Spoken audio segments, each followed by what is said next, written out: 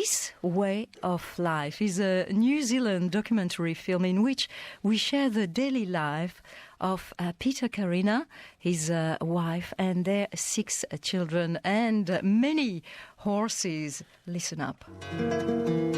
My name is Llewellyn Stephen Otley Carina, and my dad's name is Peter.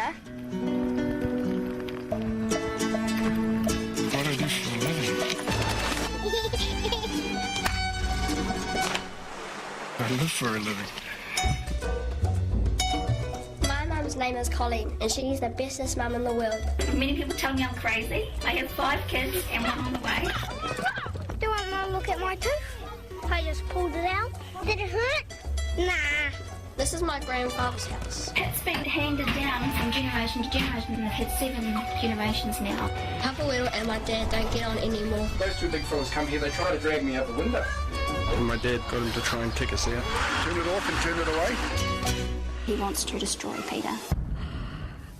It's absolutely beautiful, stunning, and they're all handsome. I mean, the landscape, kids, the characters, characters living on a land which is breathtakingly beautiful as well in the North Island. A sort of a hunter-gatherer lifestyle, respectful of nature and what it has to offer.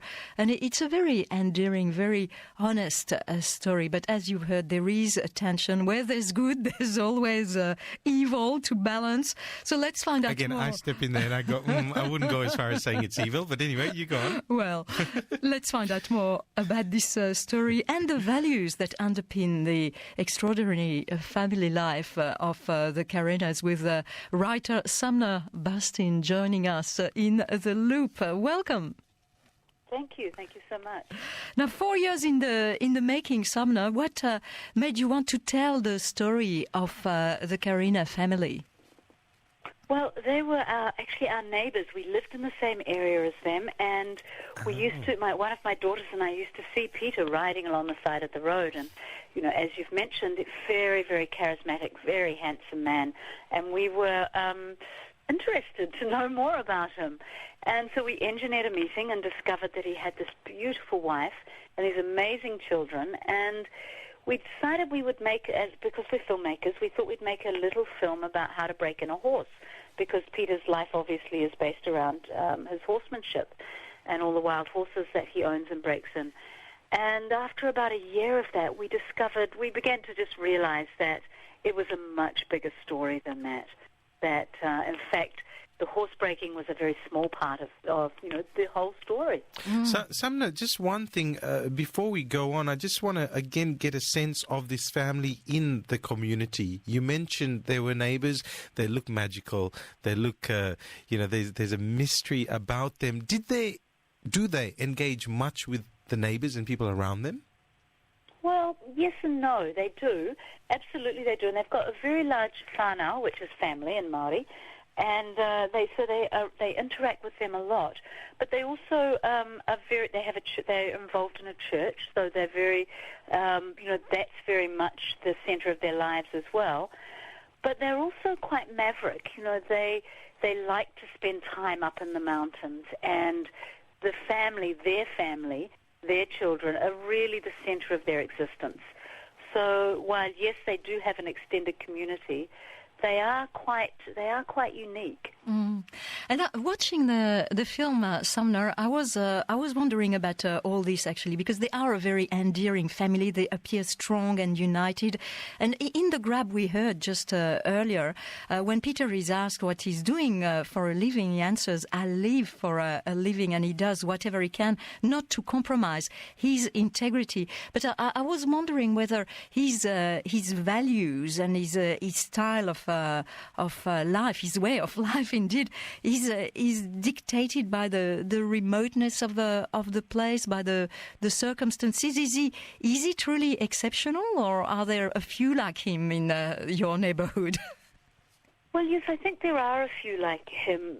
People who really are more at ease in the mountains, hunting and with horses. And certainly, Peter does live outside the normal structures of society. He truly, in a deep part of himself, cannot understand why, if he looks after his vehicle, the vehicle that they own, why he should ever get it registered or, warrant a fitness. Because he believes, he's a very upright guy and he takes care of these things, so that should be enough. And so he doesn't fit easily into, the strictures of society. Absolutely. But you see, that's the thing. I mean, to hear someone say, "I live for a living," for me, that's just, it holds so much of appeal, and I'm sure it would other people as well. And yet, as you see, he doesn't conform as such to the community around him. Why then do you think this film? I'm still trying to understand why I sat there riveted for over an hour, just watching that and just taking it in. Why is it that people like this still kind of appeal, or we hold them in fascination? I think it's an excellent question.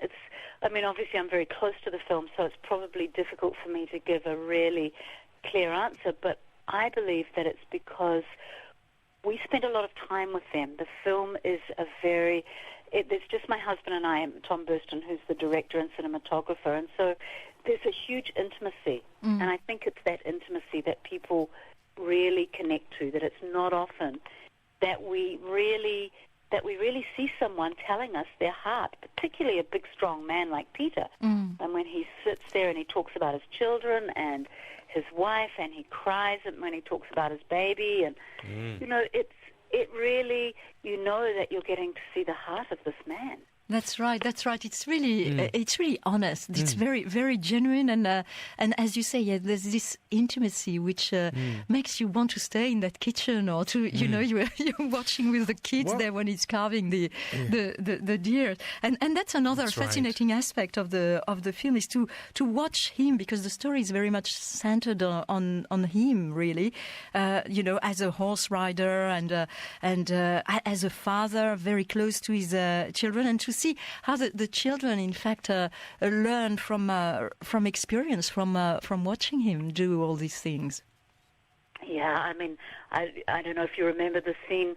We have a scene very early in the film where Peter is sharpening his knife because he's hunted and he needs to cut up the carcass of the deer, and he checks the sharpness on the hairs on his arm, and we can see there's no hair left, that he's been checking the sharpness of his knife for many years. And of course the eldest son, who at this time was, I think, 9 or 10, is practicing sharpening his knife, and he does the same thing. Yes. Yeah. And, you can see no one's told him to do that. He's just watched his father. And it's the way we all used to learn. We didn't, these children do go to school, of course, but the things that were important to learn in not that long ago, 2 generations ago, were the things that our parents taught us.